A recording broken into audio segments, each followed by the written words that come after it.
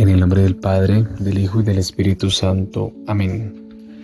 Lectura de la primera carta del apóstol San Pablo a los Tesalonicenses, capítulo 4.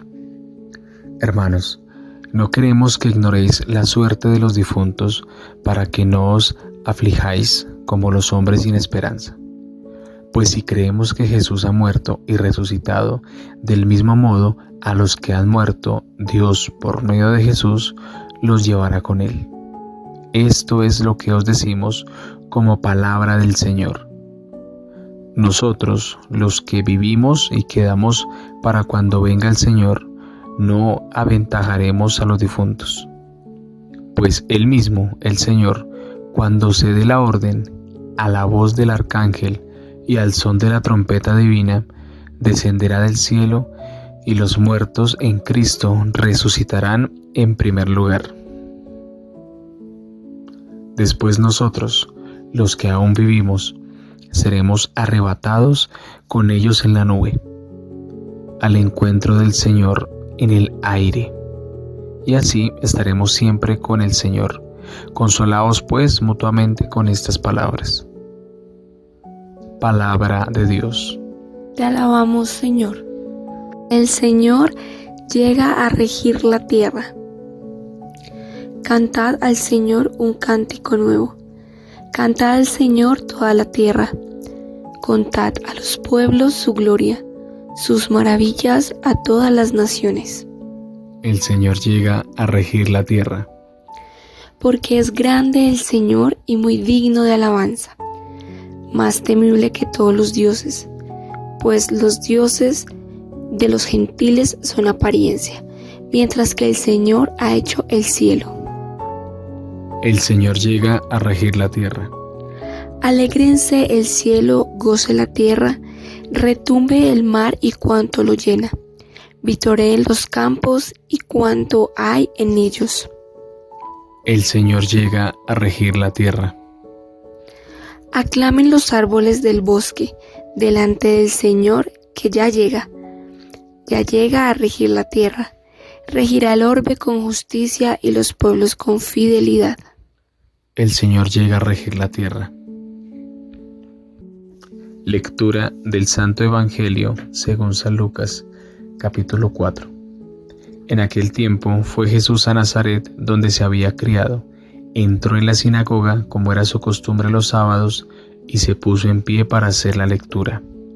Le entregaron el libro del profeta Isaías, y desarrollándolo, encontró el pasaje donde estaba escrito: El Espíritu del Señor está sobre mí, porque Él me ha ungido, me ha enviado para anunciar el Evangelio a los pobres, para anunciar a los cautivos la libertad y a los ciegos la vista, para dar libertad a los oprimidos, para anunciar el año de gracia del Señor. Y enrollando el libro, lo devolvió al que le ayudaba y se sentó. Toda la sinagoga tenía los ojos fijos en él. Y él se puso a decirles: Hoy se cumple esta escritura que acabáis de oír. Y todos le expresaban su aprobación y se admiraban de las palabras de gracia que salían de sus labios. Y decían: ¿No es este el hijo de José? Y Jesús les dijo: Sin duda me recitaréis aquel refrán: Médico, cúrate a ti mismo. Haz también aquí en tu tierra lo que hemos oído que has hecho en Cafarnaún. Y añadió: Os aseguro que ningún profeta es bien mirado en su tierra. Os garantizo que en Israel había muchas viudas en tiempos de Elías, cuando estuvo cerrado el cielo 3 años y 6 meses, y hubo una gran hambre en todo el país. Sin embargo, a ninguna de ellas fue enviado Elías, más que a una viuda de Sarepta, en el territorio de Sidón. Y muchos leprosos había en Israel en tiempos del profeta Eliseo. Sin embargo, ninguno de ellos fue curado, más que Naamán el sirio. Al oír esto, todos en la sinagoga se pusieron furiosos y levantándose, lo empujaron fuera del pueblo hasta un barranco del monte en donde se alzaba su pueblo, con intención de despeñarlo. Pero Jesús se abrió paso entre ellos y se alejaba. Palabra del Señor. Gloria a ti, Señor Jesús. Aterricemos ahora las lecturas de hoy a nuestra vida. En la primera lectura, el apóstol San Pablo le hace una aclaración a la comunidad de Tesalónica, hablándonos a nosotros también sobre los muertos y los vivos en la venida del Señor. Pablo responde a las inquietudes o dudas que tenían los que se habían convertido en esa época, que consideraban desfavorecidos a los difuntos porque iban a estar ausentes en la venida del Señor. Y Pablo reafirma la enseñanza fundamental sobre la resurrección del Señor y dice que los que han muerto creyendo en Dios, creyendo en Cristo, ellos también van a resucitar. Pues en la venida del Señor, en su parusía, es decir, en su segunda venida, su reino no tendrá fin, y todos los que ya estén muertos, pero han creído en Jesús, resucitarán para siempre y vivirán con Él.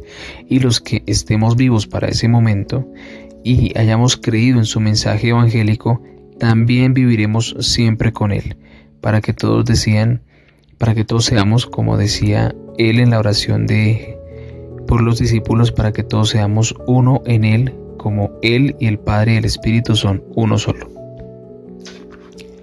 Uno de los mensajes fundamentales de la predicación de San Pablo es vivir en la urgencia inminente de la venida del Señor. Más que una inminencia temporal de días o de años, el apóstol se ha referido siempre al dinamismo de estar siempre con la esperanza cristiana, que se traduce en una actitud de expectación, firmeza y vigilancia, de estar siempre preparados para recibir a nuestro Señor. Y para esta comunidad de Tesalónica y para nosotros, siempre va a llamar la atención cuando un familiar muere. Pues, más allá del mensaje cristiano, que a veces muchas personas no lo han recibido, la ausencia de un familiar o de un ser querido siempre va a causar tristeza. Pero Pablo nos recuerda que si nosotros, los que somos creyentes, creemos en la resurrección del Señor, creemos en que Él venció la muerte y venció al pecado, y en su sacrificio absoluto dio la vida por nosotros para que alcanzáramos la gracia por la justificación, nosotros no podemos sentir tristeza cuando una persona muere. Lo que nosotros como cristianos debemos hacer es orar por esta persona para que pueda encontrar su resurrección en Cristo y pueda estar en el cielo, pueda estar descansando. Es decir, para nosotros se puede traducir en ya no estar en el purgatorio, pero no podemos sentir tristeza cuando una persona muere. Naturalmente la podemos sentir, pero si nosotros realmente creemos en la resurrección de Cristo, nosotros podemos tener la certeza de que la persona va a estar mucho mejor allá descansando con Dios que aquí en la tierra. Pues al demonio le gustan las almas tristes, y la tristeza no hace parte de la esperanza cristiana. Finalmente, esta esperanza de vivir completamente en los brazos del Señor, en los brazos de Dios Padre, ya se venía anunciando en el Antiguo Testamento, en el Salmo 16. Me colmarás de gozo en tu presencia, de delicias perpetuas a tu derecha. Ahora se revela en Jesucristo y sostiene a la comunidad cristiana en nuestra peregrinación por este mundo.